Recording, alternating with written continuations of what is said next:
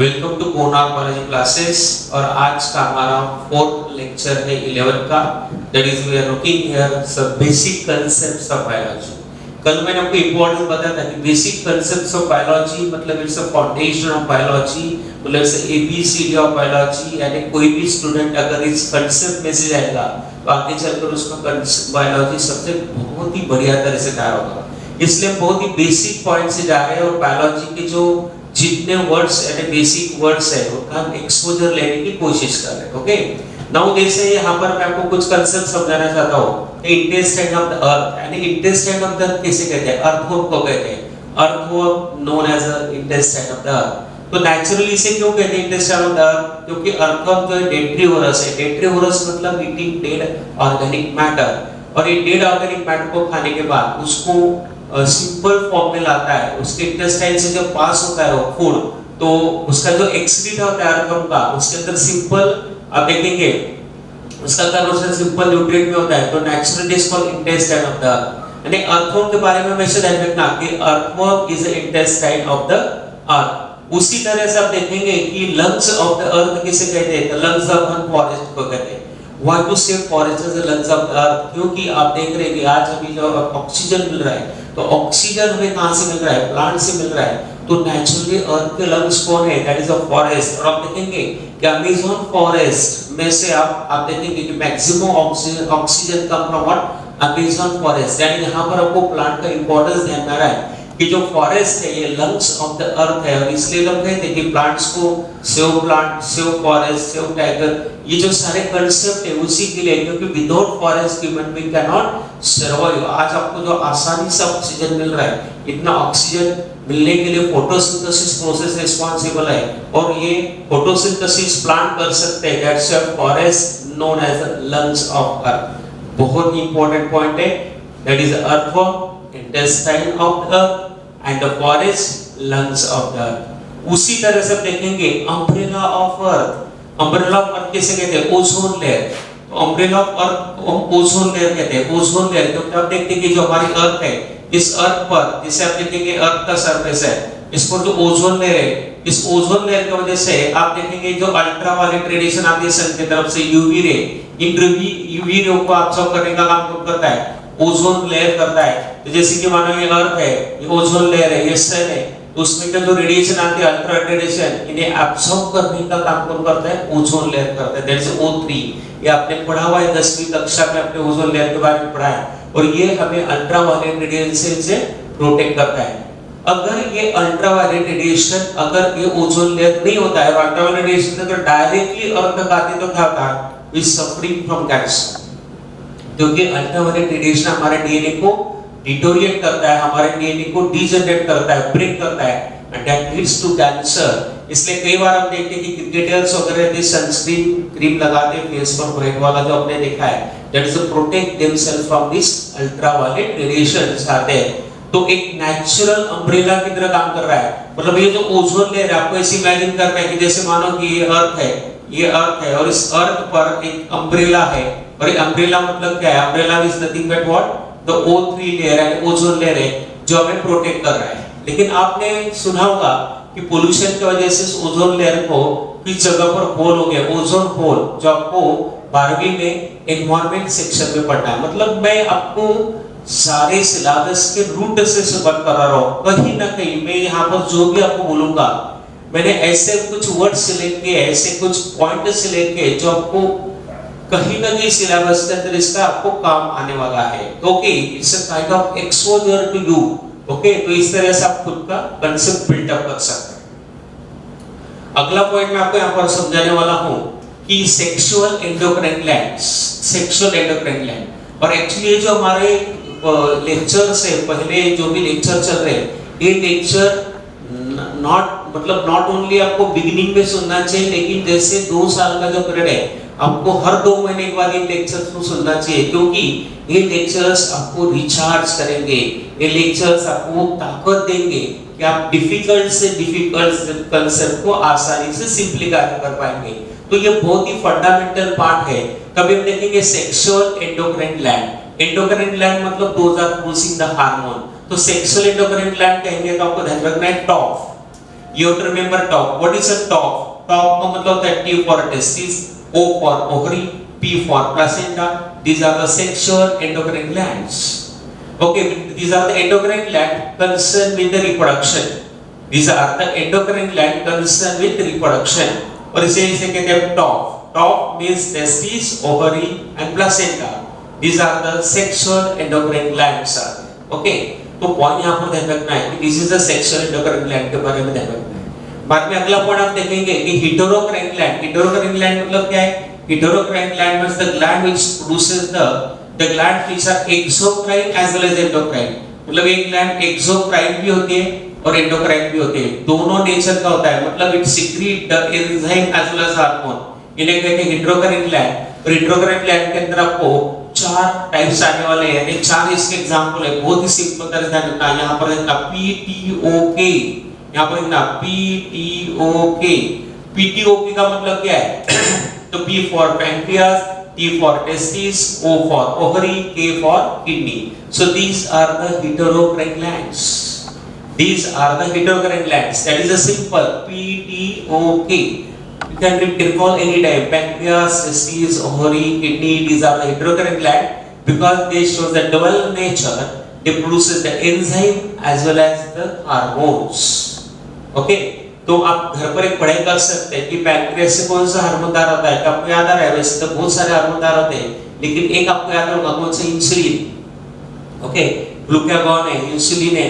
बाद में टेस्टिस से आप देखेंगे कि टेस्टोस्टेरोन है। ओवरी से आप देखेंगे कि एस्ट्रोजन है, प्रोजेस्टेरोन है। ओके, इस तरह से आप देखेंगे कि these are the hormones of the ovary। And kidney का हार्मोन तो मैंने कल भी आपको बताया था, कौन सा? इरिथ्रोपोएटिन। ओके, इस तरह से हार्मोन भी तैयार करते हैं और एंजाइम्स भी तैयार करते हैं। That's called heterocrine gland. And heterocrine gland का एग्जांपल आपको जब भी रिमेंबर करना है, जस्ट रिमेंबर हियर PTOK। ठीक है, तो हम कुछ बेसिक कांसेप्ट देख रहे हैं। मैं आपको शॉर्टकट्स भी बता रहा हूँ, मैं आपको कुछ इंपॉर्टेंट टर्मिनोलॉजी भी दिखा रहा हूँ। ओके, तो यहाँ पर हम देखते हैं अभी जैसे एनिमल क्लासिफिकेशन करते हैं। तो एनिमल क्लासिफिकेशन के अंदर आप अगर वर्टिब्रेट एनिमल देखेंगे, वर्टिब्रेट्स, ओके, तो वर्टिब्रेट के अंदर उसका शॉर्टकट हम लिख सकते हैं वर्टिब्रेट डिवाइडेड टू परम। वर्टिब्रेट डिवाइडेड टू परम। ओके, जैसे PARAM, परम। Now what is the long form of परम? तो P के अंदर आपको आएगा पाइसेस, A के अंदर एम्फीबियन, R रेप्टाइल्स। आगे का A जो है एव्स और आगे का A मैंने मैमल्स। तो pisces, amphibian, reptiles, aves and mammals. This is a shortcut. We can say इन सबका शॉर्टकट क्या है? परम। तो परम बहुत आसानी से आपके ध्यान में रहता है। और इसमें भी आपको ध्यान रखना है कि जो परम है इसमें आप देखेंगे जो पार है, पार। ओके, तो पार का मतलब क्या आता है? पार का मतलब पाइसेस, एम्फीबियन एंड रेप्टाइल्स। तो पाइसेस का मतलब क्या है? फिश हम देते हैं। और पाइसेस शब्द का एक्चुअल मतलब है बियर फिन्स, यानी जिनको फिन्स है ऐसे एनिमल को पाइसेस कहते हैं। The animal having fins known as a Pisces, ध्यान रखना। और इस तरह से आप देखेंगे यहाँ पर, तो पाइसेस, एम्फीबियन, रेप्टाइल्स को हम कहेंगे पार। और पार एनिमल कैसे ध्यान रखना? तो पार एनिमल जो है दैट इज अ पोइकिलोथर्मिक है। कैसे एनिमल है? पोइकिलोथर्मिक है। दिस आर द पोइकिलोथर्मिक का मतलब क्या है? ध्यान रखना। इसका अल्टरनेट नेम क्या था? पोइकिलोथर्मिक को नाम है एक्टोथर्मिक। एक्टोथर्मिक मतलब ध्यान रखना कि पहले तीन जो ग्रुप है पाइसेस एंड रेप्टाइल्स, ये पोइकिलोथर्मिक है, एक्टोथर्मिक है। तो what is the meaning of poikilothermic? Poikilothermic मतलब ये ऐसे एनिमल है कि जिनका बॉडी टेम्परेचर वो रेगुलेट नहीं कर पाते। Their body temperature changes according to surrounding. यानी जिन एनिमल का body temperature according to surrounding change होता है उन्हें कहते हैं पोइकिलोथर्मिक। यानी वो अपना बॉडी टेम्परेचर रेगुलेट नहीं कर पाते हैं। ओके, अगर सराउंडिंग का टेम्परेचर ज्यादा हो गया तो इनका भी टेम्परेचर ज्यादा होगा, सराउंडिंग का टेम्परेचर कम हो गया तो इनका भी टेम्परेचर कम होगा। और इसे कहते हैं पोइकिलोथर्मिक, इसे कहते हैं एक्टोथर्मिक टाइप ऑफ एनिमल्स आते हैं। तो आपने देखा होगा कि जो एनिमल्स है पाइसेस, एम्फीबियन, रेप्टाइल्स, तो एक्चुअली इनको क्या करना पड़ता है कि जैसे आप देखेंगे समर, तो फ्रॉग जो आप देखेंगे in summer they go for summer sleep. यानी समर में जब टेम्परेचर ज्यादा बढ़ जाता है तो वो कीचड़ के नीचे जाके आप देखेंगे मड के नीचे जाके सो जाते हैं। That is called summer sleep. यानी 2-3 महीने वो सो जाते हैं जमीन के नीचे। उसके पहले वो इनफ खाना खा लेते हैं, बॉडी में फैट एक्युमुलेट कर लेते हैं और मिट्टी के नीचे यानी जमीन के नीचे जाके सो जाते हैं, that is called summer sleep. और समर स्लीप का एक शब्द है that is called aestivation. Aestivation का मतलब है समर स्लीप। ओके, क्योंकि इस एनिमल अपना टेम्परेचर मेंटेन नहीं कर पाएंगे। अगर वो लैंड पर रहेंगे तो टेम्परेचर विल बी 45 और 45 टेम्परेचर हो गया तो वो they can not able to survive. That's why they show the adaptation that is called aestivation means summer sleep. उसी तरह से जब विंटर आएगा और टेम्परेचर जब कम हो जाएगा तो टेम्परेचर जब कम हो जाएगा तो वो फिर से एक बार जमीन के नीचे जाके सो जाते हैं and that is called hibernation. So hibernation means winter sleep. देखो मैंने यहाँ पर लिखा हाइबरनेशन का मतलब क्या है, विंटर स्लीप। यानी आप देखेंगे कि फ्रॉग ज्यादातर समर स्लीप और विंटर स्लीप में रहते हैं। तो एक्टिव कब होते हैं, रेनी सीजन में। रेनी सीजन में एक्टिव होता है, उनका ब्रीडिंग सीजन रेनी सीजन है, वो सीजन उनका एक्टिव होता है। और इन एनिमल्स को एस्टिवेशन, हाइबरनेशन या एडाप्टेशन है to escape from the adverse condition, क्योंकि वो अपना टेम्परेचर रेगुलेट नहीं कर पाते हैं। ओके, तो ध्यान रखना कि they can not regulate their temperature. उनके पास वो मैकेनिज्म नहीं है, टेम्परेचर रेगुलेट करने का मैकेनिज्म नहीं है। तो आपके मन में आएगा क्यों नहीं है, इसका भी कारण है, आपको 12वीं में इसको सीखना है। क्योंकि टेम्परेचर रेगुलेट करने के लिए एनर्जी खर्च करनी पड़ती है और इतना एनर्जी का एक्सपेंस एनिमल कर नहीं पाते हैं एंड दैट्स व्हाई दे, ध्यान रखना पर कि वो पोइक्रोथर्मिक रह जाते हैं, they remain not ectothermic. Now the last two, that is AM. AM का मतलब एव्स एंड मैमल्स। तो एव्स एंड मैमल्स से दो ग्रुप है, परम में से एम पार और एम हम देखेंगे। तो पार जो है इसमें से जो एम एव्स एंड मैमल्स और होमियोथर्मिक और एंडोथर्मिक। तो होमियोथर्मिक का दूसरा नाम क्या है पर एंडोथर्मिक है, आपको अल्टरनेट नेम यहाँ पर मिल रहे हैं। तो एंडोथर्मिक है होमियोथर्मिक किसे कहते हैं, होमियोथर्मिक है एंडोथर्मिक एनिमल किसे कहते हैं, जो एनिमल्स अपने बॉडी टेम्परेचर को रेगुलेट कर पाते हैं, जिनके पास अपने बॉडी का टेम्परेचर रेगुलेट करने का मैकेनिज्म है। These animals called होमियोथर्मिक और एंडोथर्मिक। जैसे हम देखेंगे कि मैमल्स के अंदर ह्यूमन बीइंग आता है तो समर में हमें स्वेटिंग जो होता है, स्वेटिंग क्यों होता है, to control the temperature of our body. तो ये जो टेम्परेचर रेगुलेशन है, थर्मो रेगुलेशन है, और हमारे ब्रेन में थर्मो रेगुलेशन के लिए एक स्पेशल पार्ट है दैट इज कॉल्ड हाइपोथैलेमस। हमारा ब्रेन का हिस्सा है हाइपोथैलेमस, जहां से हमारे बॉडी का टेम्परेचर रेगुलेट होता है। इसलिए ब्रेन के हाइपोथैलेमस पार्ट को थर्मोस्टैट कहते हैं। जैसे आप देखते हैं कि थर्मोस्टैट फ्रिज में होता है, थर्मोस्टैट एसी में होता है, क्योंकि एक पर्टिकुलर टेम्परेचर उसको सेट कर पाते हैं। ओके, अगर हमें टेम्परेचर चेंज करना है तो हम उसको रीसेट करते हैं। उसी तरह से हमारे बॉडी का टेम्परेचर भी एक पर्टिकुलर रेंज में रहता है और उसको रेंज में कंट्रोल करने का काम हमारा ब्रेन का एक पार्ट करता है, दिस व्हाट हाइपोथैलेमस। तो हमारे पास टेम्परेचर रेगुलेशन का स्पेशल मैकेनिज्म प्रेजेंट है और वो एव्स और मैमल के पास है। तो आप देखेंगे this is what condition that's you see here. यहाँ पर आप देखेंगे होमियोथर्मिक है, इसे कहते हैं एंडोथर्मिक कहते हैं। ओके, और इसी की वजह से हमें स्वेटिंग होता है, दैट्स व्हाट स्वेटिंग। ओके, तो हमें स्वेट होता है। लेकिन क्या आपने देखा है कि जो डॉग होते हैं, तो डॉग को स्वेटिंग नहीं होता है। फिर question is that how they regulate their temperature. तो आपने देखा होगा, अभी आप देखो जैसे जब मई का महीना चलता है तो टेम्परेचर काफी हाई होता है। दोपहर में आप देखेंगे तो आपको रास्ते पर एक भी डॉग नहीं दिखता है, सब डॉग कहीं तो भी कोने में छांव के जगह पर, ठंडी जगह पर चले जाते हैं और अपने बॉडी टेम्परेचर कैसे कंट्रोल करते हैं आपने देखा है।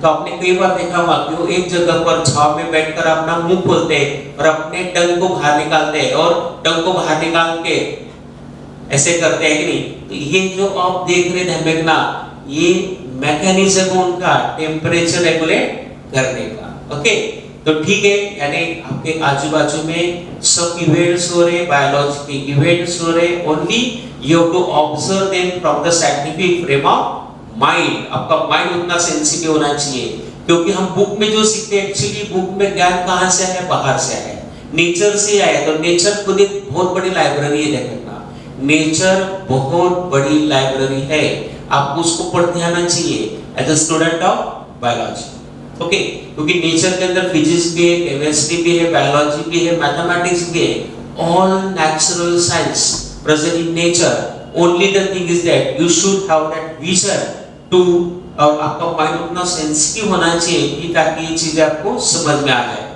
ठीक है, तो ये हमने परम के बारे में एक मैंने कंसेप्ट आपको बताया। अभी कुछ पॉइंट मैं यहाँ पर बताने जा रहा हूँ रिगार्डिंग व्हाट ब्रेन। जैसे अपनी नर्वस कंडीशन तो सीखा है, उसके अंदर आपने सीखा है कि हमारे ब्रेन के 3 हिस्से होते हैं, fore brain, mid brain, hind brain. हमने लिखा था फोर ब्रेन को कहते हैं प्रोसेंसेफेलॉन, मिड ब्रेन को मेसेंसेफेलॉन, हैंड ब्रेन को रोबेंसेफेलॉन। लेकिन एक ध्यान रखना कि हमारा जो मिड ब्रेन होता है, तो मिड ब्रेन और हैंड ब्रेन को अगर हम कंबाइन करते हैं तो दोनों मिलकर क्या बनता है, ब्रेन स्टेम। ये दोनों मिलकर ब्रेन स्टेम बनता है। आपको 11वीं में ये टर्मिनोलॉजी है भी है, 11वीं के बुक में नर्वस कंडीशन को सीखना कि mid brain plus hand brain together known as what, brain stem. उसे ब्रेन स्टेम कहते हैं। और ब्रेन स्टेम को अल्टरनेट नेम क्या है, तो ब्रेन स्टेम को कहते हैं लाइफ सपोर्टिंग सिस्टम या लाइफ सपोर्ट सिस्टम। इसे कहते हैं लाइफ सपोर्ट सिस्टम। बहुत ही सिंपल कांसेप्ट मैंने आपको समझाया है कि मिड ब्रेन, हैंड ब्रेन को एक साथ कहते हैं ब्रेन स्टेम, और ब्रेन स्टेम का अल्टरनेट है लाइफ सपोर्ट सिस्टम। तो कई बार ये सारे कांसेप्ट आप सीखने वाले बेसिक कांसेप्ट है, इनको अच्छे से ध्यान रखना है। बाद में यहाँ पर एक अलग सा कांसेप्ट है, दैट इज एक नीचे मैंने यहाँ पर कांसेप्ट दिया, दैट इज आर्बर वीथे। तो आर्बर वीथे एक पार्ट होता है हमारा ब्रेन का, और इसे कहते हैं ट्री ऑफ लाइफ। क्या कहते हैं इसे, ट्री ऑफ लाइफ। अभी यहाँ पर ये आर्बर वीथे एग्जैक्टली होता क्या है, मैं यहाँ पर आपको समझाता हूँ। ओके, जैसे हम अगर यहाँ पर ब्रेन की डायग्राम ड्रॉ करते हैं, draw here the diagram of brain. Okay, इस तरह से अगर ब्रेन की डायग्राम ड्रॉ करते हैं यहाँ पर, तो एक पॉइंट यहाँ पर ध्यान रखना, किस तरह से आपका सेरेब्रम होगा और ये पोर्शन होगा सेरेब्रम। ओके, ये पोर्शन होगा सेरेब्रम। जैसे आप देखेंगे ये जो पोर्शन है ये है cerebrum. Okay, now this portion is called what, इसे कहते हैं ऑल्फैक्टरी लोब। इसे कहते हैं ऑल्फैक्टरी लोब। ओके, अभी ये जो पोर्शन आप देख रहे हैं इसे कहते हैं हम, this part is called what, इसे कहते हैं हम डायनसेफेलॉन। डायनसेफेलॉन। ओके, मतलब ध्यान रखना, इसे कहते हैं डायनसेफेलॉन। मतलब हमारे ब्रेन के अंदर क्या है, डायनसेफेलॉन। ओके, तो ये पॉइंट आपको ध्यान रखना है।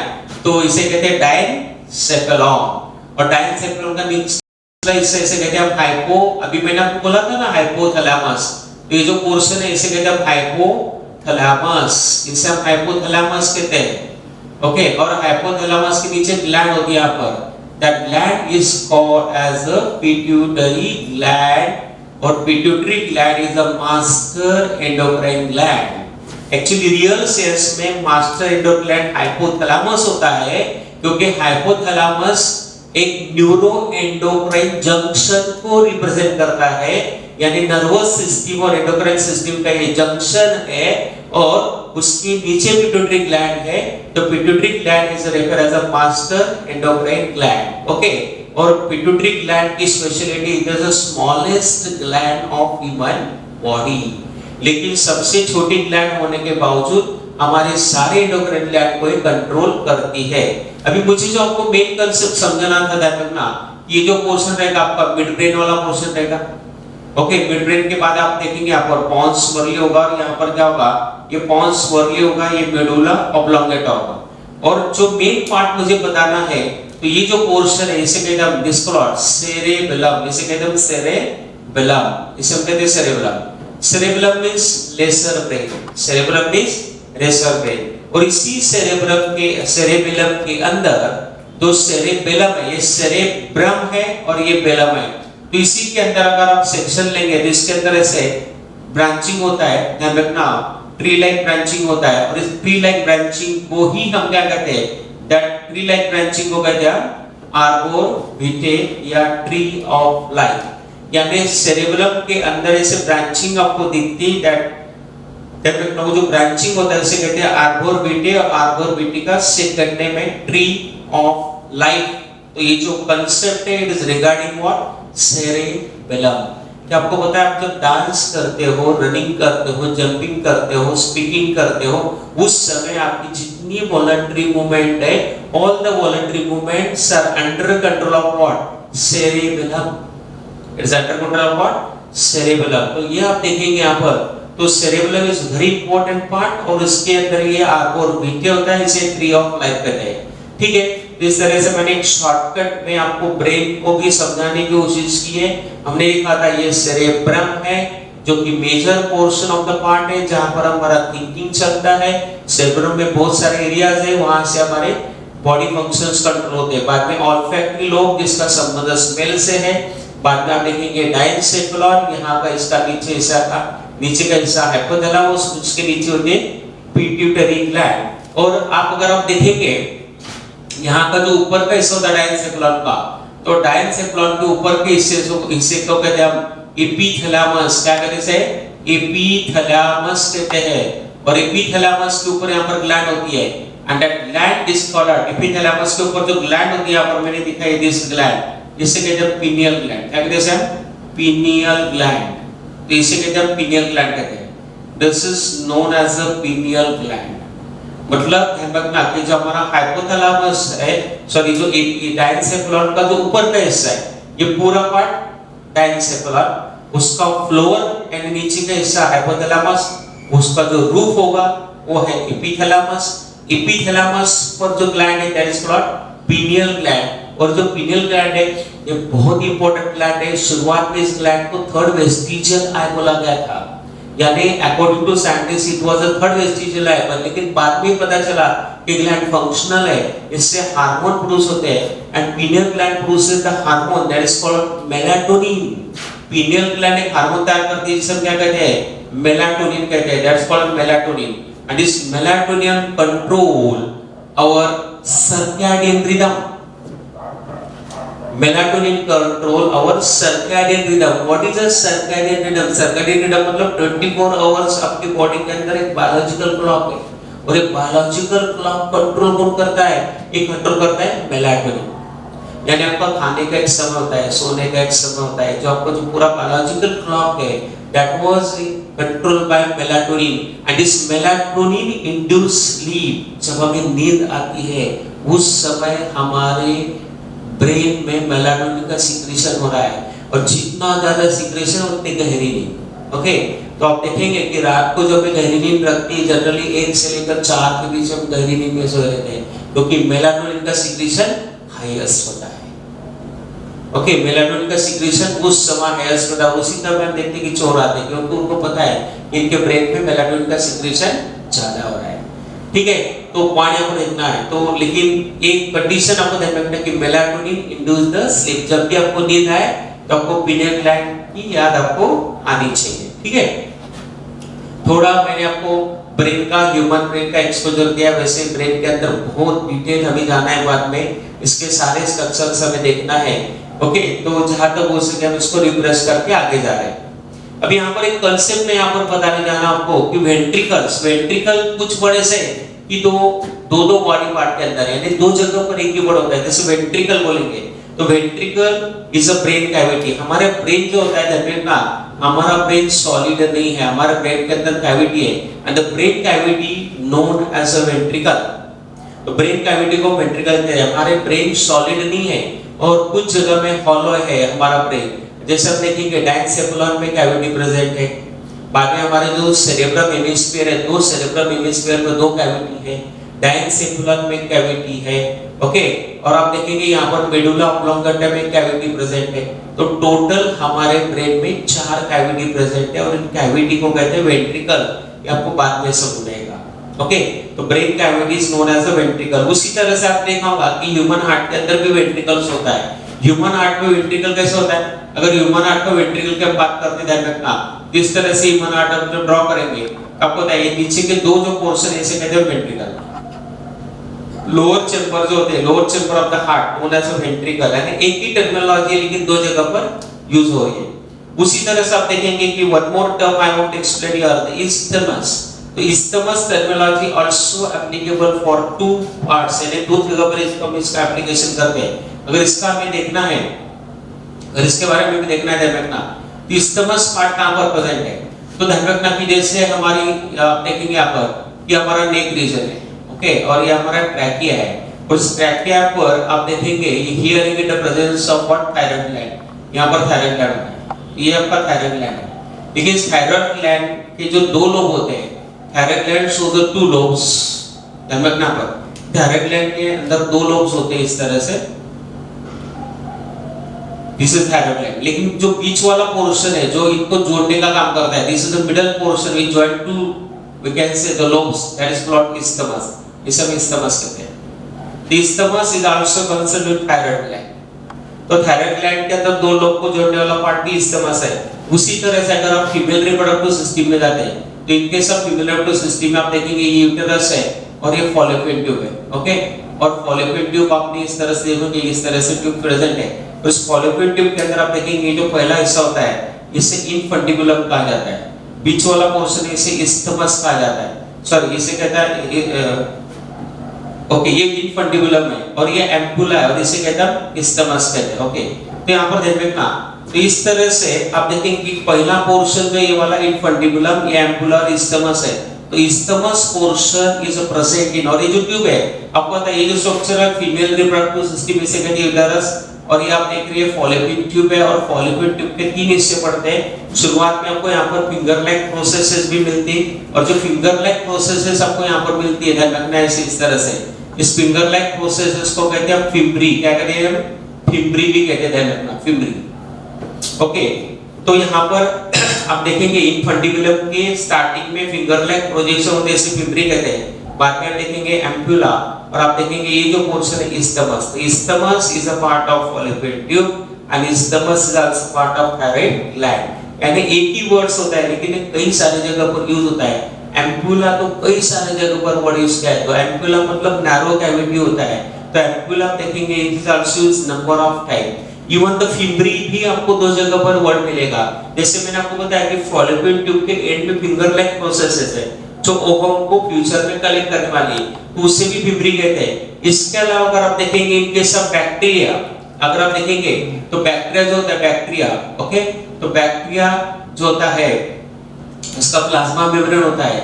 बाद में प्लाज्मा मेम्ब्रेन के बाद आप देखेंगे यहाँ पर there is the presence of what cell wall होता है, और सेल वॉल के बाहर जो होता है आप देखेंगे यहाँ पर कि ग्लाइकोकैलिक्स होता है। तो आपने ये बैक्टीरिया के अंदर देखा होगा इस तरह से तीन लेयर होते हैं। ओके, पहला लेयर का होता है पर plasma membrane, second layer is what cell wall, और तीसरा जो लेयर होता है दैट इज कॉल्ड ग्लाइकोकैलिक्स इसे कहते हैं। ओके, इसे कहते हैं ग्लाइकोकैलिक्स, इसे ग्लाइकोकैलिक्स सब कहते हैं। और एक्चुअली होता क्या है कि जो प्लाज्मा मेम्ब्रेन होता है ये प्लाज्मा मेम्ब्रेन से कुछ प्रोजेक्शंस बाहर निकलते हैं, और ये जो हम किसके डायग्राम देख रहे हैं, we are looking for the bacteria diagram, और जो प्रोजेक्शंस बाहर आ रही है इसे कहते हैं फिम्ब्री, इसे कहते हैं फिम्ब्री। मतलब fimbriae is also present at the starting of infundibulum, और second fimbriae present in case of what bacteria. Bacteria का प्लाज्मा मेम्ब्रेन, उसके बाहर सेल वॉल, उसके बाहर ग्लाइकोकैलिक्स, और इसे एनवलप कहते हैं, इसे कहते हैं एनवलप। और यहाँ पर आप देखेंगे प्लाज्मा मेम्ब्रेन से कुछ प्रोजेक्शन बाहर आएंगे and these are called fimbriae. तो फिम्ब्री बैक्टीरिया में भी होती है, यहाँ पर भी होती है। यहाँ पर इसका काम क्या है, फिम्ब्री का फंक्शन है कि जब यहाँ पर आप देखेंगे ये get the presence of ovary, यहाँ पर ओवरी होती है, यहाँ पर भी ओवरी होगी, और जब ओवरी से जब ओवा रिलीज होता है तो उसे कैच करने का काम कौन करता है, उसे कैच करने का काम फिम्ब्री करते हैं। ओके, तो पॉइंट यहाँ पर देखना कि फिम्ब्री रेफरेंस दो जगह पर है, एक फॉलोपियन ट्यूब में और एक बैक्टीरिया में। ओके, तो यहाँ पर बैक्टीरिया में फंक्शन क्या फिम्ब्री का, तो फिम्ब्री की वजह से बैक्टीरिया क्या करते हैं, किसी भी ऑब्जेक्ट को अटैच होते हैं, किसी भी ऑब्जेक्ट को अटैच होते हैं। तो अटैच होने के लिए फिम्ब्री स्ट्रक्चर होता है, और बैक्टीरिया के अंदर मूवमेंट के लिए क्या होता है, तो मूवमेंट के लिए आपने देखा आपको उसको फ्लैजेला होता है, मूवमेंट के लिए फ्लैजेला है, फ्लैजेला से बैक्टीरिया मूवमेंट करता है और फिम्ब्री से अटैच होता है। तो ऐसे कई सारे वर्ड्स है बायोलॉजी के अंदर जो एक ही वर्ड से लेकिन नंबर ऑफ प्लेसेस पे इसका यूज होता है। उसी तरह से थैलेमस, अभी ये जो वर्ड मैं आपको बता दे रहा हूं कौन सा थैलेमस, तो थैलेमस प्रेजेंट इन ब्रेन, जैसे मैं आपको बोला था कि thalamus present in brain. Now come again to the diencephalon portion. Diencephalon जैसे मानो कि अपना क्लासरूम एक डायनसेफेलॉन है, तो क्लासरूम का जो फ्लोर है, नीचे का फ्लोर वो हाइपोथैलेमस है। जैसे क्लासरूम का ऊपर का जो रूफ है वो एपिथैलेमस है, और क्लासरूम के जो लैटरल वॉल्स है, लैटरल वॉल उसे कहेंगे हम थैलेमस। और डायनसेफेलॉन तीन हिस्से से बनता है। Diencephalon is a part of forebrain. तो डायनसेफेलॉन में हमें क्या देखा, जो फ्लोर होता है वो हाइपोथैलेमस होता है, जो रूफ होता है एपिथैलेमस होता है, and the lateral walls are called thalamus. तो आप ध्यान रखना पर मैंने थैलेमस का ही रेफरेंस हो गया ब्रेन के अंदर। और उसी तरह से आप देखते हैं कि thalamus also present in case of flower. Okay, तो थैलेमस का कंसेप्ट फ्लावर के अंदर भी होता है। तो यहाँ पर ध्यान रखना कि फ्लावर का भी अंदर भी इसका रेफरेंस होता है। जैसे आप देखेंगे ये जो फ्लावर है, तो फ्लावर के अंदर आप देखते हैं कि यहाँ पर कैलिक्स होता है, फिर यहाँ पर कोरोला होता है, फिर आप यहाँ पर देखेंगे कि यहाँ पर गाइनोशियम होता है, गाइनोशियम के बाद यहाँ पर आप देखेंगे कि यहाँ पर एंड्रोशियम होता है। ओके, तो ये जो सब पोर्शन यहाँ पर देखना, ये जो पोर्शन होता है इतना, इसे कहते हैं थैलेमस। इसे क्या कहते हैं? थैलेमस। मतलब ये जो चार आप देखेंगे फ्लोरल ओरल सब इसे कहते हैं। जैसे ये कैलिक्स है, ये क्या है? कैलिक्स है। ये क्या है? कोरोला है। ये क्या है? एंड्रोशियम है। ये क्या है? गाइनोशियम है। जी जहां से ये तैयार हुए, that portion is called thalamus. तो thalamus part present in brain as well as in flower. तो मैं आपको कोशिश कर रहा हूं कि आपको ज्यादा से ज्यादा एक्सपोजर मिले और आप ये सारे जो ऐसे वर्ड्स है जो एक से ज्यादा जगह पर यूज हो रहे हैं, इनका आपको एक्सपोजर मिले। ठीक है, अभी हम इस थैलेमस के बाद हम यहाँ पर जाते, देखो यहाँ पर एक पोर्शन है, कौन सा? इन पेडंकल। तो पेडंकल जो कंसेप्ट है रखना पर, तो पेडंकल वाला कंसेप्ट जो होता है, आप देखेंगे कि पेडंकल का कंसेप्ट कैसा है कि मानो कि जैसे ये एक्सिस है और उस एक्सिस पर फ्लावर आ रहे हैं। Okay, these are the flowers आ रहे हैं। तो ये फ्लावर्स है, तो मानो ये फ्लावर है, ये फ्लावर है। अभी इस फ्लावर जिस एक्सिस पर आ रहे हैं, ये जो इनका सेंट्रल एक्सिस है, आप देख रहे हैं इनका एक्सिस है, इसे कहते हैं आप पेडंकल। इसे क्या कहते हैं आप? पेडंकल कहते हैं। इसे कहते हैं peduncle. That means this portion is called peduncle. Peduncle and inflorescence axis. Peduncle मतलब इन्फ्लोरेसेंस एक्सिस। इन्फ्लोरेसेंस मतलब फूल का जो फ्लावर होता है, उनका जो गुच्छा होता है, उनका जो अरेंजमेंट होता है, the specific arrangement of flower on the peduncle is called inflorescence. और बीच वाला जो ये एक्सिस है, इसे कहते हैं पेडंकल। तो इन्फ्लोरेसेंस एक्सिस का पार्ट होता है। और सेरेब्रल पेडंकल, यहाँ का जो पोर्शन मैंने बताया कि cerebral peduncle also present in brain. So cerebral peduncle is a part of brain. ये ब्रेन में होता है। इस तरह ध्यान रखना कि ब्रेन और फ्लावर, यानी ब्रेन और फ्लावर में काफी नेम आपको ऐसे मिलेंगे कि that was a similar. Okay, अभी अगला पॉइंट हम देखते हैं यहाँ पर ल्यूमेन। ये जो वर्ड काफी बार होता है, ल्यूमेन ऑफ साइनस। तो ल्यूमेन और ल्यूमेन ऑब्लिक साइनस का मतलब होता है कैविटी। तो number of time this words are used in case of biology. बाद में आप देखेंगे कि कैलिक्स जो terminology, the calyx is also applicable for flower. तो अभी आपको मैंने बताया कि फ्लावर जो होता है, फ्लावर के अंदर सबसे बाहर का जो होल होता है उसे कहते हैं कैलिक्स। फिर एक करोला, फिर आप देखेंगे एंड्रोशियम, गाइनोशियम। तो ये बाहर का पोर्शन इसे कैलिक्स कहते हैं। लेकिन calyx portion also present in kidney. जैसे ये कैलिक्स है, उसी तरह से आप देखेंगे हमारी जो किडनी होती है, किडनी के अंदर आप देखेंगे इस तरह से पिरामिड होते हैं। ओके, और ये पिरामिड्स होते हैं ध्यान रखना। तो पिरामिड इसे कहते हैं रीनल पिरामिड। क्या कहते हैं? एक्चुअली डायग्राम किसकी है? किडनी की है। ओके, और इसके अंदर ये रीनल पिरामिड है और इनके जो ओपनिंग होते हैं ध्यान रखना, तो उनका ओपनिंग जहां पर होता है दैट इज कॉल्ड, यहां पर आप देखेंगे in the presence of minor calyces और कैलिक्स। और बाद में किस में ओपन होते हैं? यहाँ पर मेजर कैलिक्स में ओपन होते हैं। यानी calyx portion is also present in kidney as well as what? Flower. Kidney और फ्लावर दोनों जगह पर आप देखेंगे कि कैलिक्स वाला पोर्शन यहाँ पर प्रेजेंट है। Now same thing about the next terminology is called infundibulum. Infundibulum मैंने अभी आपको समझाया था। इनफंडिबुलम ये पिट्यूटरी ग्लैंड का भी पोर्शन है, क्योंकि आप देखेंगे थोड़ा अगर हम देखते हैं इनफंडिबुलम वाला कंसेप्ट, तो मैंने आपको अभी समझाया था कि जो पिट्यूटरी ग्लैंड होती है, तो पिट्यूटरी ग्लैंड का ये जो पोर्शन है, ये पोर्शन यहाँ पर मैंने बताया था कि डायनसेफेलॉन है, और डायनसेफेलॉन के नीचे ग्लैंड कौन सी? पिट्यूटरी ग्लैंड है। This is a pituitary gland. और पिट्यूटरी ग्लैंड जो अटैच होती है इस पोर्शन को कहते हैं इनफंडिबुलम। ध्यान रखना, पिट्यूटरी ग्लैंड का ये जो पोर्शन इसे कहते हैं इनफंडिबुलम।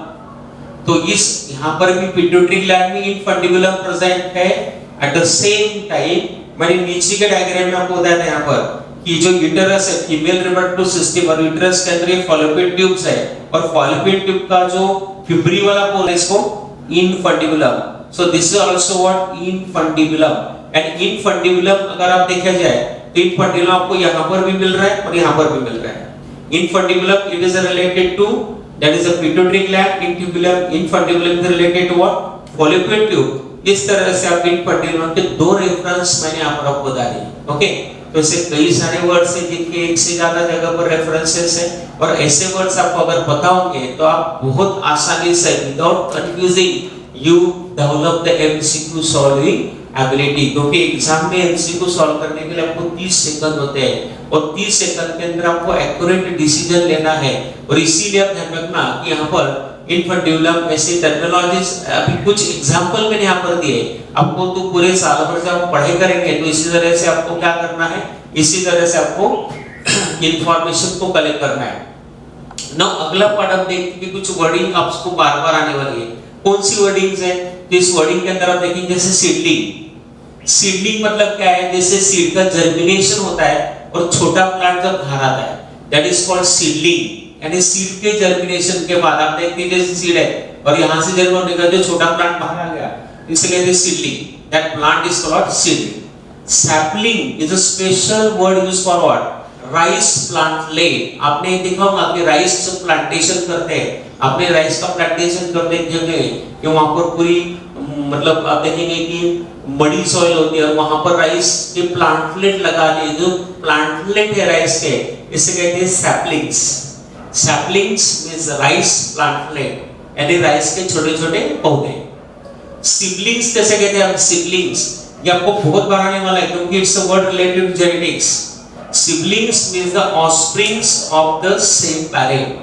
Siblings का मतलब क्या है? Offsprings of the same parent. यहाँ पर देखना देखो offsprings of the same parent मतलब एक ही parent के offspring। Offspring मतलब that may be son or son, daughter or daughter and daughter and son। तो एक ही parent की जो offsprings होते हैं, ध्यान रखना, these are referred as a siblings। These are referred as what? Siblings। Siblings are not genetically identical. Siblings are not genetically identical. Okay? क्योंकि genetically identical होने के लिए उनको मोनोजाइगोटिक ट्विंस होना पड़ता है। अगर वो genetically identical उनको मोनोजाइगोटिक ट्विंस ऐसे कहते हैं। मोनोजाइगोटिक ट्विंस कहते हैं। मतलब ट्विंस के भी दो प्रकार होते हैं, एक मोनोजाइगोटिक ट्विंस और दूसरा प्रकार होता है यहाँ पर डायजाइगोटिक ट्विंस। इसका मतलब क्या है? मोनोजाइगोटिक मतलब एक जायगोट जब बनता है, आपको पता है स्पर्म ओवम का फर्टिलाइजेशन होता है और एक ही जायगोट बनता है, और एक जायगोट किसी वजह से दो पार्ट में डिवाइड हो जाता है। तो naturally you get here to embryos are formed and these two embryos are exactly identical। These are two exactly identical, इसे कहते हैं मोनोजाइगोटिक ट्विंस। इवन आपने सुना होगा डीएनए फिंगरप्रिंटिंग, तो डीएनए फिंगरप्रिंटिंग में क्या होता है? एग्जैक्टली सेम होगा, क्योंकि एक जायगोट किसी कारण की वजह से दो पार्ट में अगर डिवाइड हो गया तो उसे कहते हैं उससे मोनोजाइगोटिक ट्विंस आ रहे हैं, और फ्यूचर में वो एग्जैक्टली आइडेंटिकल होंगे क्योंकि उनके अंदर जेनेटिकली कोई भी डिफरेंस नहीं होगा। तो ध्यान रखना, these are called twins. Okay, और these are the clone of each other. वो एक दूसरे के क्लोन होते हैं। What is a clone?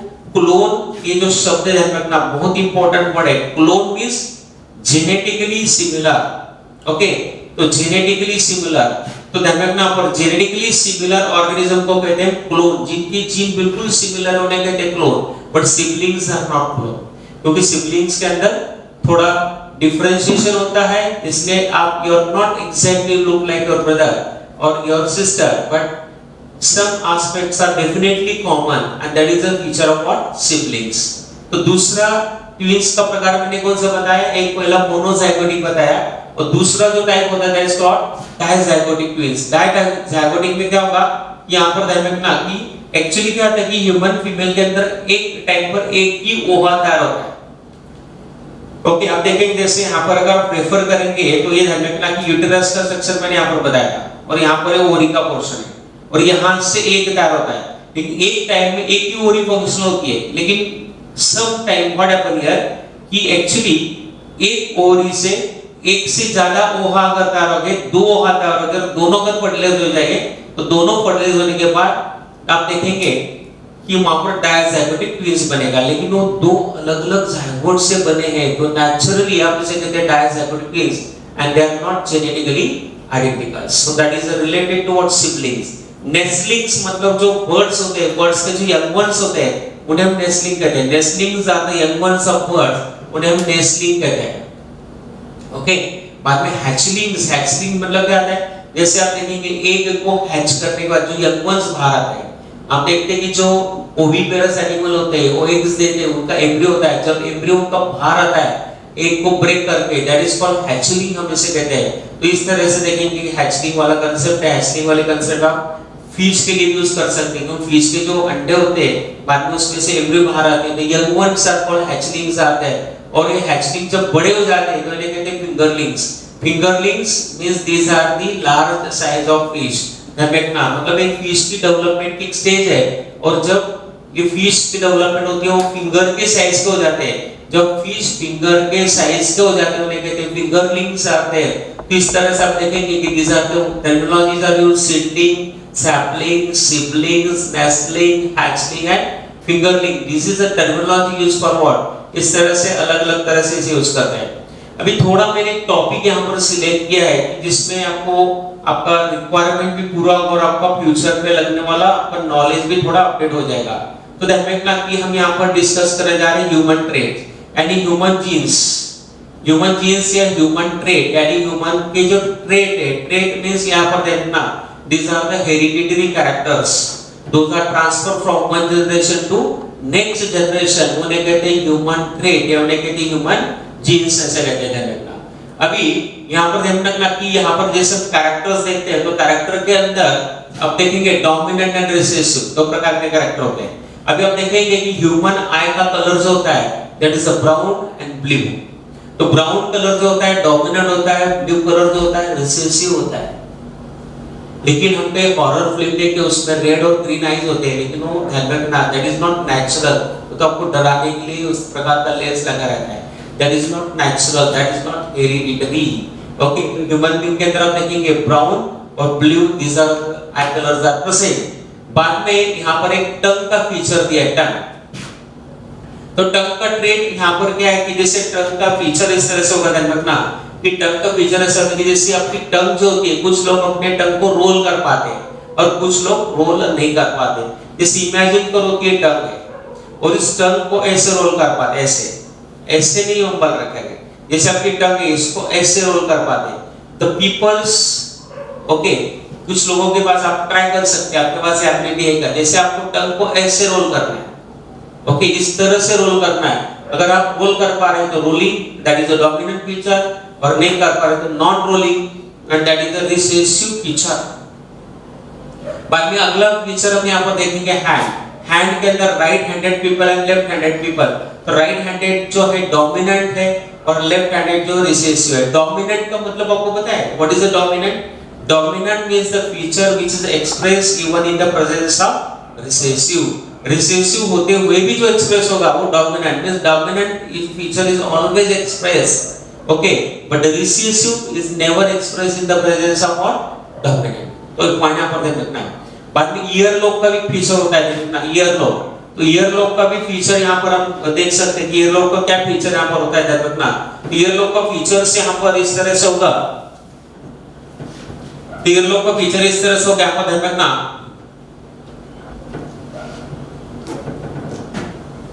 कुछ लोगों के अंदर ईयर लॉब ऐसे होते रहते हैं, इनकी ईयर लॉब ऐसे अटैच होते हैं, ओके। या फिर हम देखते हैं कि पहला पॉइंट मैंने दिया फ्री।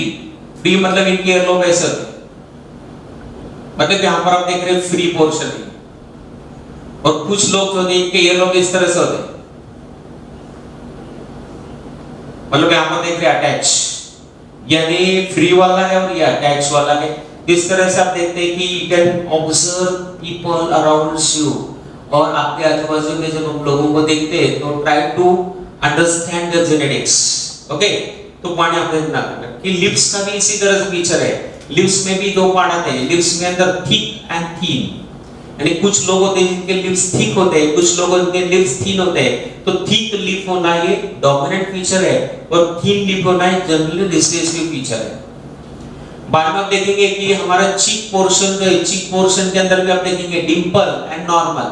कुछ लोग जो होते हैं इनको यहाँ पर देखना, यहाँ पर ऐसे डिंपल होता है, ओके, मतलब थोड़ा डिप्रेशन होता है यहाँ पर ऐसे, you get presence of depression, तो इसे कहते हैं डिंपल, ओके। तो आप यहाँ पर देखेंगे कि यहाँ पर जो डिप्रेशंस होते हैं इसे कहते हैं डिंपल कहते हैं, और dimple is a dominant feature and the next is what? Normal is a recessive feature. लेकिन एक ध्यान रखना कि actually dimple is considered as a sign of beauty, लेकिन बायोलॉजी पॉइंट ऑफ व्यू से अगर देखा जाए तो dimple is a defect in muscle, ये पॉइंट को ध्यान रखना है। ओके, तो थोड़ा मजा आपका किरकिरा हो जाएगा, लेकिन ध्यान रखना कि dimple is a defect in muscle, okay, but people consider as a sign of beauty. Okay, तो ठीक है। बाद में आप देखेंगे कि हेयर के अंदर आप देखेंगे तो हेयर के अंदर दो पार्ट होते हैं, curly hair and straight hairs. Curly hair का मतलब कंसेप्ट कैसा है, ध्यान रखना यहाँ पर कि कर्ली हेयर्स की बात आप करते हैं, अगर इस तरह से आपके हेयर से कर्ली हेयर, ध्यान रखना इस तरह से कर्ली हेयर्स, और कुछ लोग जो जिनके स्ट्रेट हेयर्स होते हैं। ओके, तो यहाँ पर दो पार्ट मैंने आपको दिखाया कि curly hairs and the straight hairs. तो curly hairs is dominant and straight hair is what, recessive feature is there.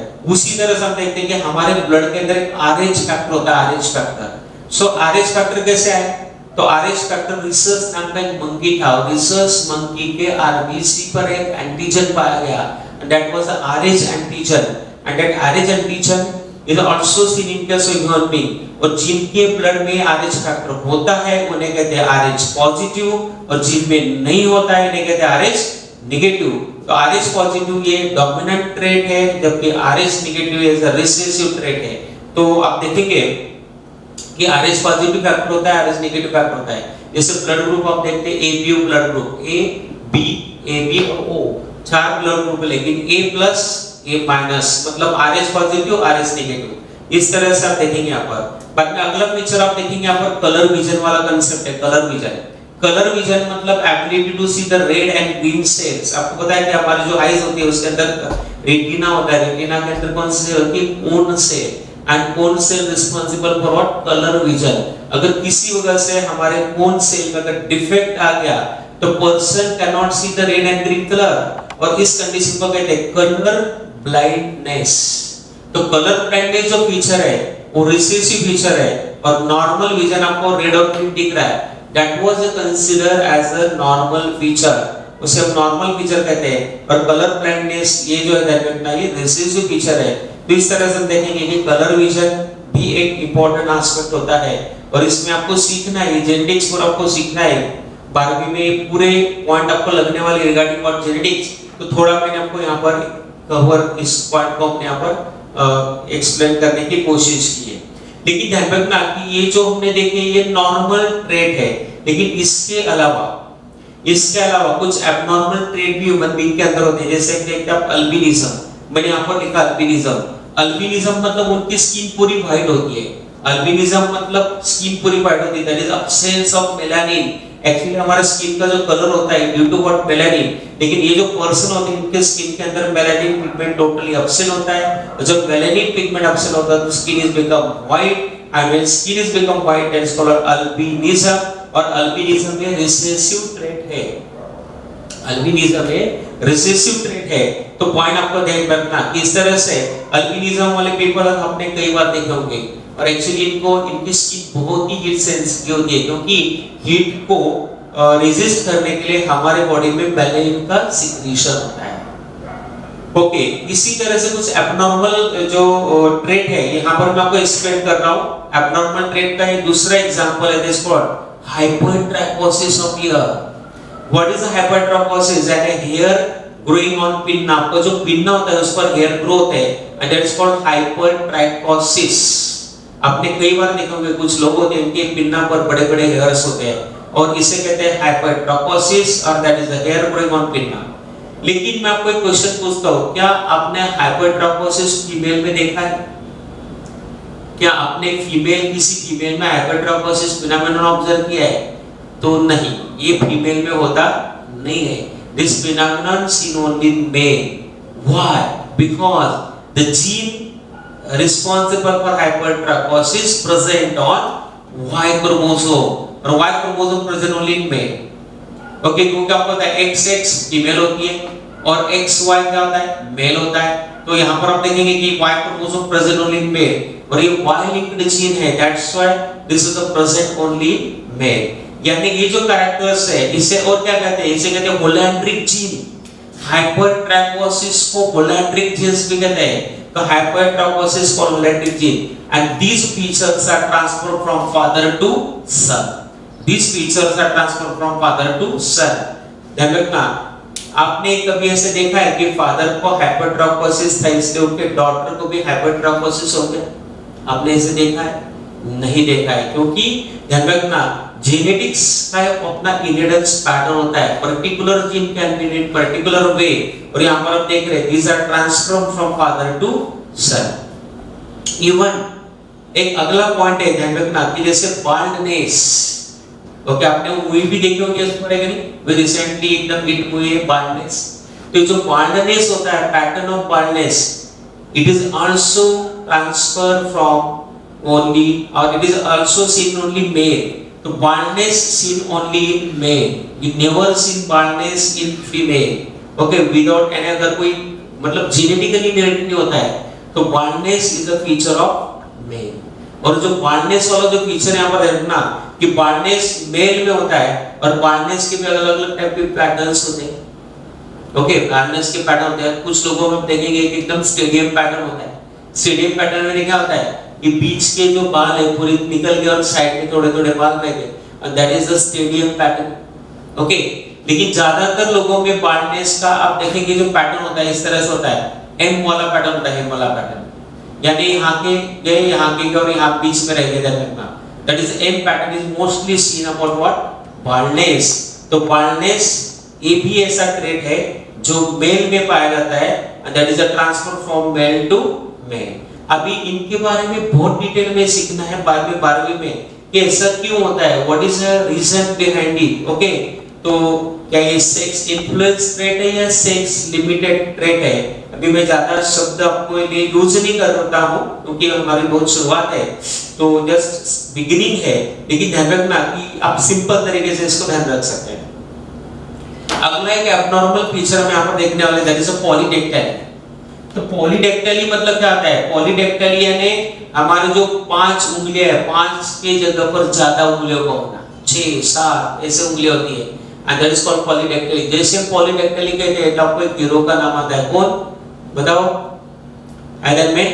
तो आप उसको ध्यान रखना, ऋतिक रोशन जो होता है ध्यान रखना इज एग्जांपल ऑफ पॉलीडेक्टाइली, ओके। तो लेकिन ध्यान रखना उसमें कोई ज्यादा एब्नॉर्मलिटी नहीं, लेकिन एक पॉलीडेक्टाइली का एग्जांपल है, that is Akshar is a name of that boy from Uttar Pradesh, और उसको अंदर पॉलीडेक्टाइली थी, और एक पॉलीडेक्टाइली ये डोमिनेंट ट्रेट है, और उस अक्षर को क्या था कि उसके जो हैंड थे यहाँ पर 5 की जगह पर 7 और यहाँ पर 5 की जगह पर 7, मतलब कितने आ गया 40, और जो उसका फीट था, फुट में 10 टोज, जैसे हम देखते हैं कि 5 टोज आर प्रेजेंट और फुट रीजन, ओके। तो हमारे पैर में 5 उंगलियां हैं, तो उसको एक पैर में 10, ओके, दूसरे पैर में 10, एक हाथ में 7, दूसरे हाथ में 7, मतलब यहाँ की होगी 40 और पैर की होगी 20। तो मैंने यहाँ पर लिखा है 7 फिंगर इन ईच हैंड, उसे 2 हाथ है तो 14 फिंगर्स हो गए, और 10 टोज इन ईच फुट तो हो गए, दैट इज 20, और टोटल क्या हो गया 34 डिजिट्स वाज देयर।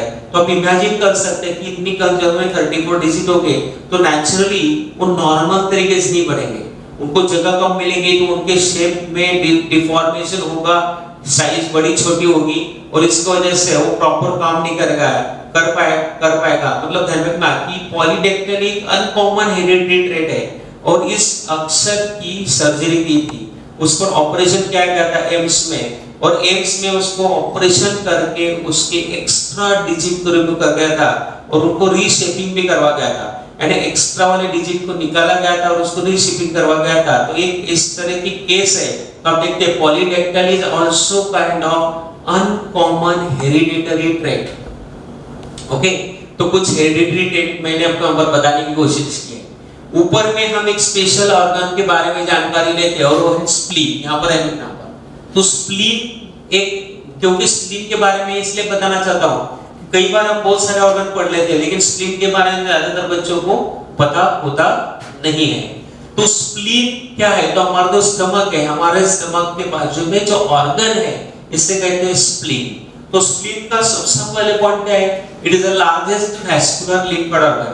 और हमको बार बार लगने वाला है, 11वीं में लगेगा, 12वीं में लगेगा, इम्यूनिटी सिस्टम में लगेगा, सर्कुलेटरी सिस्टम में लगेगा। तो स्प्लीन सबसे बड़ा लार्जेस्ट वैस्कुलर लिम्फोइड ऑर्गन है। ओके, मतलब is a kind of lymphoid organ.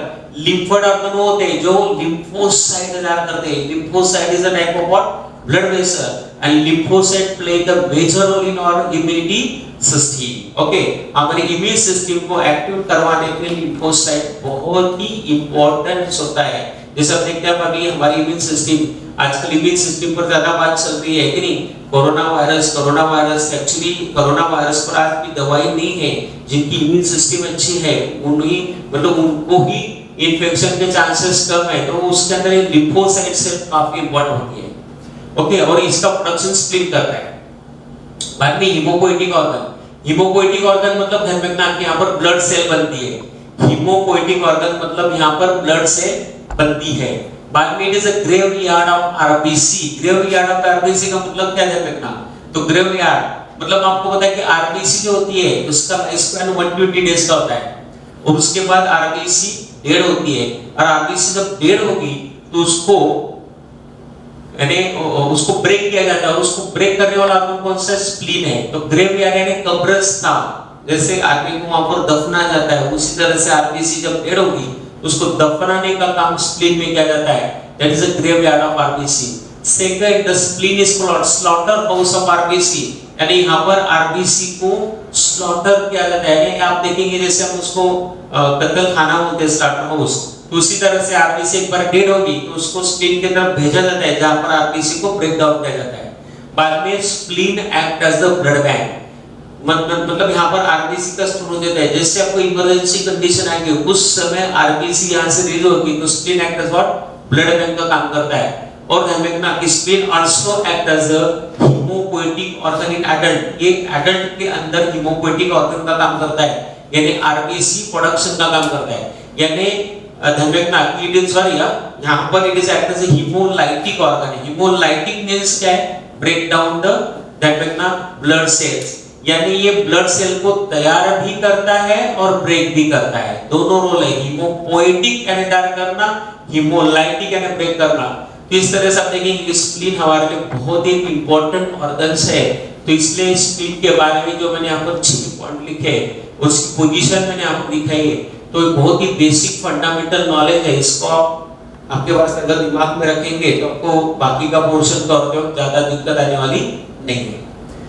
अभी यहाँ पर मैंने कुछ ग्लैंड की एक लिस्ट बनाई है, तो ये लिस्ट मैं आपको इसलिए एक्सपोजर देना चाहता हूँ कि ग्लैंड के बारे में आपको हो सके तो आप जानकारी 3-3, 4-4 या 5-5 पॉइंट आप ग्लैंड के बारे में लिख सकते हैं घर पर। तो एक थोड़ा होमवर्क भी मैं आपको दे रहा हूँ, आपके पास अभी छुट्टियां भी चल रही है, तो इनके बारे में आपको इंफॉर्मेशन कलेक्ट करना है। कौन सी पहली ग्लैंड कौन सी है, स्वेट ग्लैंड। इसका ट्री नेम क्या है, सुडोरीफेरस ग्लैंड। तो स्वेट ग्लैंड किस प्रकार की ग्लैंड है, इनका नंबर कितना होता है, इनका सिक्रीशन को स्वेट कहते हैं। इसका मेन काम क्या है, थर्मो रेगुलेशन होता है, तो टेम्परेचर को रेगुलेट करना है। तो आप देखेंगे इस तरह से आप पानी यहाँ पर कलेक्ट कर सकते हैं। हमारे स्किन में और एक दूसरी ग्लैंड होती है, that is called sebaceous gland. Sebaceous gland हम देखते हैं कि ये भी हमारे स्किन में होती है, तो सीबम का प्रोडक्शन करती है। तो you can also collect information about what sebaceous gland. Skene's gland ये रिप्रोडक्टिव सिस्टम से कंसर्न है। तो स्किनिस ग्लैंड जो है that is regarding what reproductive system of female. तो वहां से आप इंफॉर्मेशन कलेक्ट कर सकते हैं कि स्किनिस ग्लैंड का रोल क्या है। बाद में बार्थोलिन ग्लैंड, तो Bartholin gland is also concern with what reproductive system. Male मतलब ध्यान रखना कि ह्यूमन के रिप्रोडक्टिव सिस्टम से कंसर्न है बार्थोलिन ग्लैंड, इसके बारे में आप इंफॉर्मेशन कलेक्ट कर सकते हैं। बाद में यहाँ पर मैं लिखा है mammary gland, you also collect the information about mammary glands. एक ध्यान रखना कि mammary glands are modified sweat glands. Mammary glands are modified sweat glands and presence of mammary gland is the main feature of mammals। बाद में देखते हैं कि हमारे जो ईयरलोब होते हैं, हमारा जो ईयरलोब होता है उसके अंदर ग्लैंड होती है सेरिब्रस ग्लैंड, मतलब हमारा जो ईयरलोब होता है, ईयर डक्ट होती है। इस डक्ट के अंदर आप देखेंगे यहाँ पर जो वैक्स सीक्रेट होता है, ईयर वैक्स हम बोलते हैं ना, ईयर वैक्स। तो ईयर वैक्स सीक्रेशन का काम कौन करता है, सेरिब्रस ग्लैंड करती है। उसी तरह से आप देखेंगे तीन जो ग्लैंड मैंने दिए, Cowper gland male reproductive system से इसका संबंध है, prostate gland is a concern to male reproductive system, seminal vesicle concern to male reproductive system, इनके बारे में आपको जानकारी हासिल करना है। मतलब आपको इन ग्लैंड्स के बारे में पता होना ही चाहिए, आपको आगे चलकर लगने वाला ही है। उसी तरह से मैंने आपको पिनियन ग्लैंड के बारे में एक्सप्लेन किया था, और पिट्यूटरी ग्लैंड आपको बहुत डिटेल सीखनी है, क्योंकि इसके सारे हार्मोन, इसका स्ट्रक्चर, इसका ओरिजिन, ये डिटेल आपको सीखना है रिगार्डिंग व्हाट पिट्यूटरी ग्लैंड। हम जैसे कहते हैं कि pituitary gland is the smallest endocrine gland, तो पिट्यूटरी ग्लैंड का यहाँ पर स्मॉलेस्ट एंडोक्राइन ग्लैंड है। उसी तरह से हम देखेंगे कि लार्जेस्ट एंडोक्राइन ग्लैंड कौन सी है, तो largest endocrine gland is the thyroid gland. Thyroid gland consider as the largest endocrine gland, और थायराइड ग्लैंड हमारे नेक रीजन में होते हैं, और बिल्कुल थायराइड ग्लैंड के पीछे ग्लैंड होती है कौन सी, पैराथायराइड ग्लैंड। कौन सी ग्लैंड होती है, पैराथायराइड ग्लैंड्स होती है। और हमारे हार्ट के पास ग्लैंड कौन सी होती है, थाइमस ग्लैंड है। Thymus gland is very important और इम्यून सिस्टम, क्योंकि ये थाइमस ग्लैंड जो है ये टी लिम्फोसाइट्स, टी लिम्फोसाइट का प्रोडक्शन कहां पर होता है, थाइमस ग्लैंड से होता है। तो थाइमस ग्लैंड के बारे में कहना, मैंने आपको पिछले लेक्चर में एड्रिनल ग्लैंड के बारे में बताया था। ओके, तो एड्रिनल ग्लैंड मैंने ऑलरेडी आपको एक्सप्लेन कर दिया, उसका रिलेटेड फंक्शन उसके। ओके, उसके बाद आप देखेंगे कि टेस्टिस, ओके, तो टेस्टिस आल्सो एंडोक्राइन ग्लैंड, क्योंकि यहां से हार्मोन तैयार होता है testosterone, that is testosterone hormone तैयार होता है। टेस्टोस्टेरोन जो होता है that is concern to what, control the male secondary sexual character. Ovary, ovary के अंदर आप देखेंगे यहाँ पर तो एस्ट्रोजन, कौन सा हार्मोन, एस्ट्रोजन यहाँ पर तैयार होता है। और यहाँ पर देखना कि oestrogen hormone is a female, control the female sexual sexual characters are there, that is controlled by this calcium oestrogen. बाद में यहाँ पर देखेंगे प्लासेंटा, मैंने अभी बात की थी कि placenta is very important structure, और प्लासेंटा भी एक तरह का ग्लैंड का काम करता है। और आप देखेंगे कि प्लासेंटा का भी रोल आपको फाइंड आउट करना है। ओके, तो मैंने कुछ ग्लैंड का आपको लिस्ट दी है, आप इसके बारे में इंफॉर्मेशन कलेक्ट कर सकते हैं, क्योंकि इंफॉर्मेशन का कलेक्शन दोनों एंड से होना चाहिए, स्टूडेंट के एंड से, टीचर से एंड से। आपका विगरस रीडिंग होना चाहिए, आपको बहुत सारी किताबें पढ़ने की आदत चाहिए, सर्वे करने की आदत चाहिए, सर्चिंग एबिलिटी। आपको पता है गूगल एक सर्च इंजन है, उसी तरह से आपको भी एक बढ़िया तरह से सर्च इंजन का काम करना है, यानी आपका जो भी मटेरियल अवेलेबल है उसका एक बढ़िया सर्चिंग पावर आपके अंदर डेवलप करो, और धीरे धीरे फिर आप उसके अंदर एक्सपर्ट हो जाएंगे। और नाउ ये बाद में आप कहेंगे कि master of what, biology. Okay, तो ये पॉइंट इस हमारा टारगेट है, और ये टारगेट हमें अचीव करना है। ओके, तो हम बेसिक पॉइंट के बारे में आज बात कर रहे थे, कुछ ग्लैंड के बारे में हमने बात की, कुछ अल्टरनेट नेम के बारे में बात की, हमने कुछ जेनेटिक ट्रेट के बारे में बात की, हमने कुछ स्पेशल टर्म्स है, स्पेशल स्टेटमेंट्स है, उनके बारे में हमने बात की है।